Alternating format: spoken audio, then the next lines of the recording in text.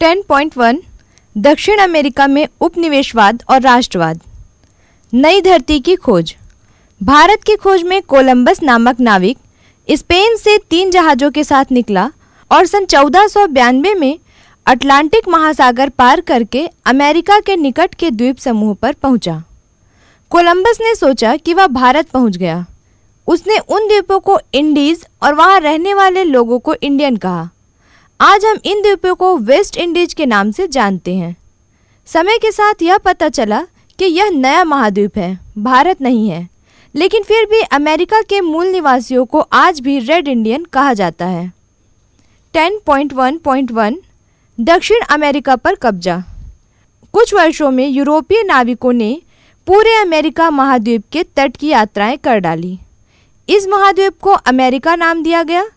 इस नई भूमि पर कब्जे की संभावना ने स्पेन के पेशेवर सेनापतियों को आकर्षित किया। ये पेशेवर सेनापति यश और धन कमाने के लिए अपनी सेना तैयार करके स्पेन के राजा से अमेरिका में उनकी ओर से नए क्षेत्र जीतने की अनुमति लेते थे। वे अमेरिका में अपने लिए जमीन के बड़े टुकड़े घेरना चाहते थे ताकि वहाँ खेती व पशुपालन किया जा सके। उन दिनों यूरोप में आबादी तेजी से बढ़ रही थी और जमीन की कमी थी। ऐसे में एक पूरा महाद्वीप बसने के लिए मिले तो क्या बात थी। अमेरिका का एक और आकर्षण था। उन दिनों यूरोप में सोना चांदी का अभाव था और यह अफवाह फैली कि अमेरिका में इनके बेशुमार भंडार और खाने हैं।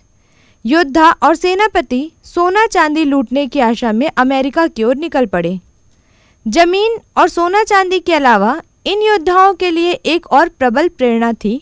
वे मानते थे कि वे अमेरिका के असभ्य लोगों के बीच ईसाई धर्म फैलाएंगे।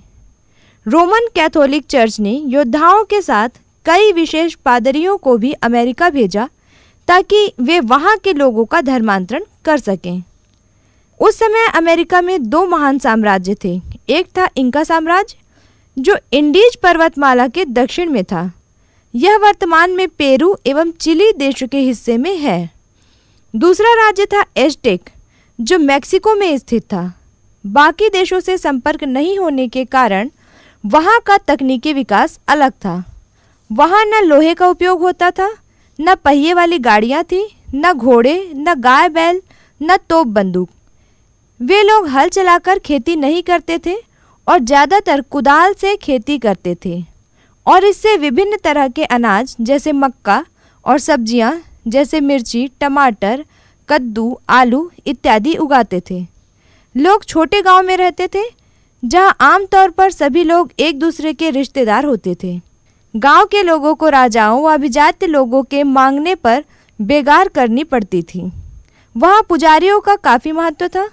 वे सूरज आदि की पूजा करते थे और समय समय पर जानवर व मनुष्य की बलि चढ़ाते थे।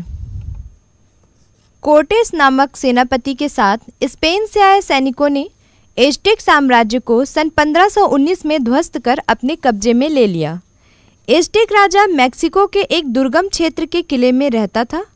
उसने कोर्टेस और उसके सैनिकों को बिना रोके यह सोचकर आने दिया कि ये लोग उससे शांतिपूर्वक मिलने व बातचीत करने आ रहे हैं।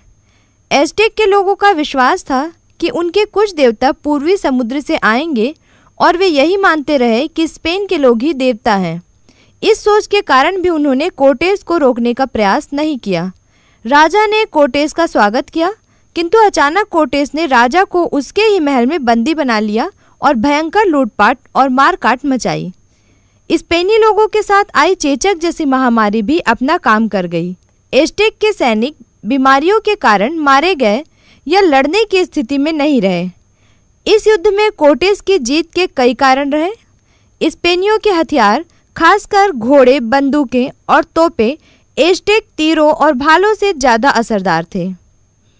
एज़टेक राज्य को स्पेन का एक प्रांत घोषित किया गया।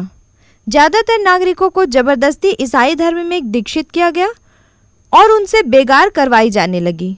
लगभग इसी कहानी को दक्षिण अमेरिका के इंका साम्राज्य की राजधानी में सन 1533 में पिज़ारो द्वारा दोहराया गया। पुर्तगाल के नाविक भी कोलंबस की तरह भटकते हुए ब्राज़ील के तट पर पहुंचे, लेकिन ब्राज़ील प्रदेश में कोई स्थानीय राज्य नहीं था। वहाँ केवल कई शिकारी कबीले रहते थे।